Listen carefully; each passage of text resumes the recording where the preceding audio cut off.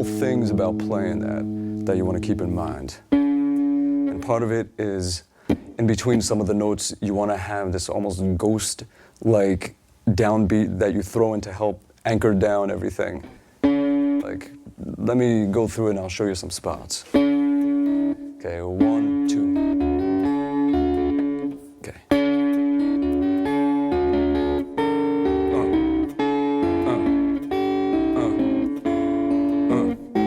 So, little things in there. It's not really a downbeat, it's more of an upbeat, but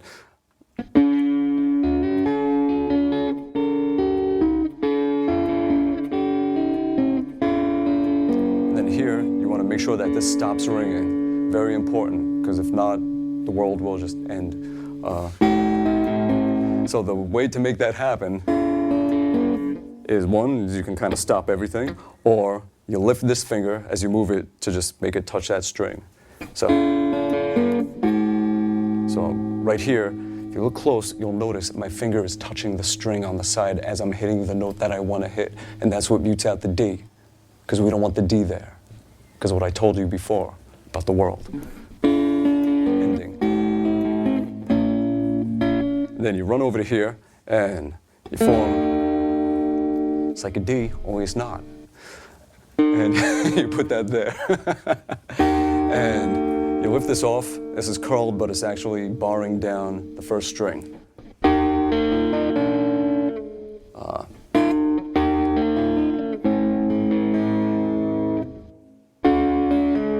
That's there. Keep it ringing, then hit those. And then you stop everything.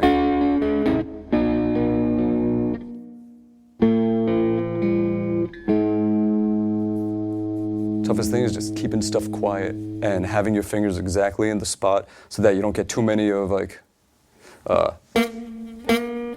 those kind of sounds. Because it's like nothing ruins a pretty piece of music like hearing this in there.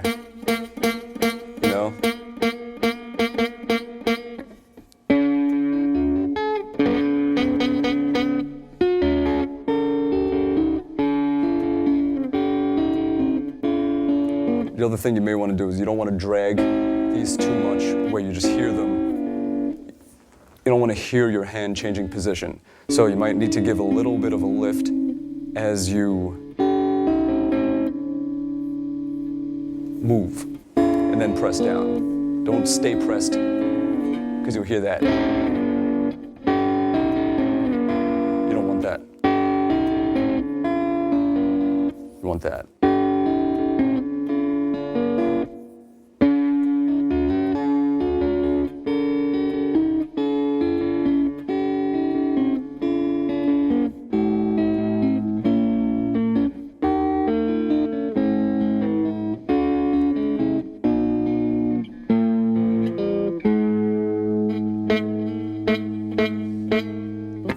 All right, so those are just little things to keep in mind when you're playing something clean.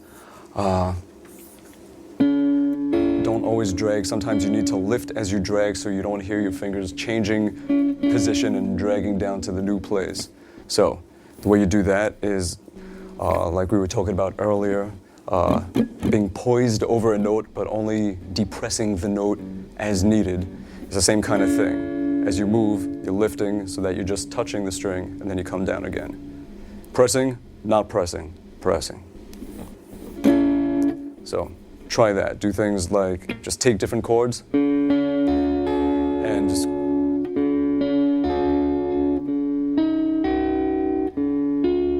give it a lift as you move them. Should move them even farther.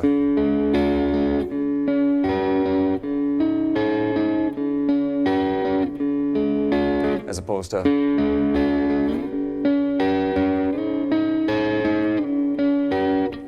yeah. How did that go?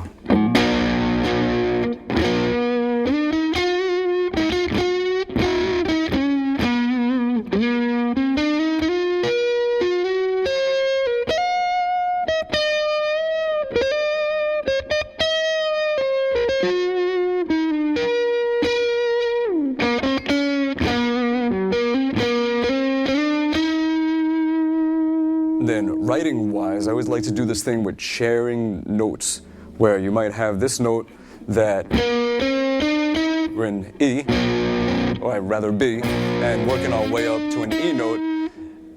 If you don't know what's coming next, you might assume or expect that. But now this E is not only the root of an E major or minor chord, it is also the major third of a C. So maybe you want to even use that as a substitute or a way to take you into a whole new direction of the song. So.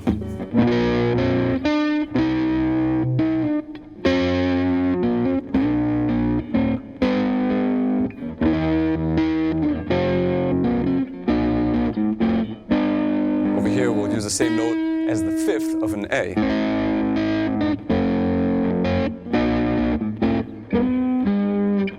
As a root.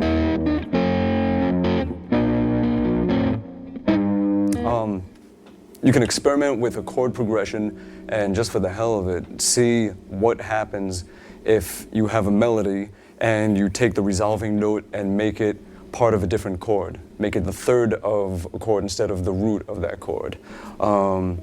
What's an example of that? I'll just take something. Very simple thing, just came up with it right now, wow. You know what, let's move it up one, make it simple. C, okay. Going from an F to a D note, which is the fifth of the G chord, the 4 to the 5 chord, resolving on the 1 with the 1 itself on the 1 chord right there, C.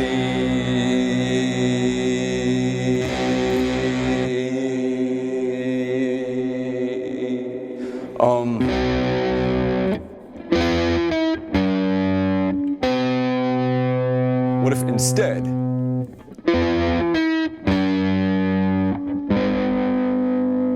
oh my goodness, what have we done? Now it's the major third of this, which, if you took it and you made that a dominant 7th chord, that is a great way to modulate up half a step in your song. We're in C.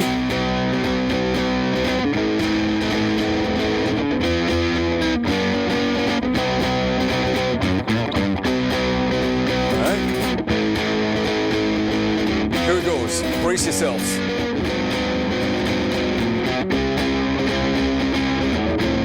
See how beautifully it did that?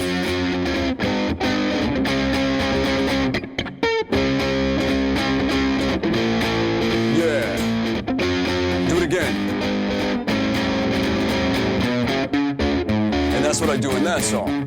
And that's how I keep moving the song up, and it always feels like it just needs to modulate up one higher, because at the end of that chorus, I'm doing a lot of that stuff that I just talked about. When the world looks at me, they see some other guy. Yeah, it doesn't matter what I say, they all made up their minds. I didn't, but make it on this. I didn't like it then, as the Beatles didn't. It's only love and that is all. How should I feel the way I do? So, where were we? Didn't like it then, and I still don't like it now. And I find the strength to smile somehow. But instead of doing that, I do this. Find the strength to smile somehow and say, I'm so glad to be. And then it takes us up one little half step of a key higher. And the song just keeps on moving up and up and up and up that way. So it's a great way to modulate using the one note as the third, major third, with dominant 7th. So and that takes you up to that. So just a little theory writing thought that you may want to use as you write with the use of theory.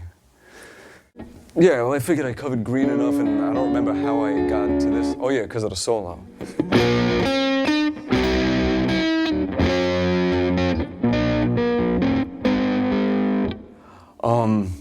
Yes. So that's what I did for green.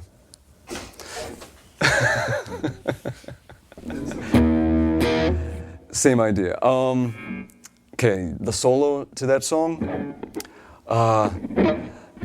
you find that it's the notes that hold out the longest are ones that are connected to the chord directly. They're parts of the chord, the 1, the 3, the 5, and everything else is a bridge to those notes because those are the ones that just harmoniously connect, no clashing. So you got the 1 to the 5. 1, 2, 3, 4, 5. Bending up to the minor third. Down to the 1. The 5th again of that chord.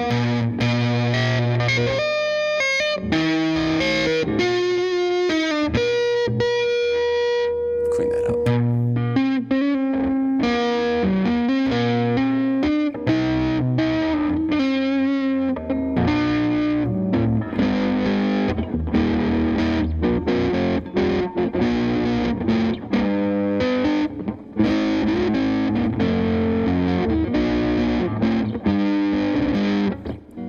Yeah, that's all.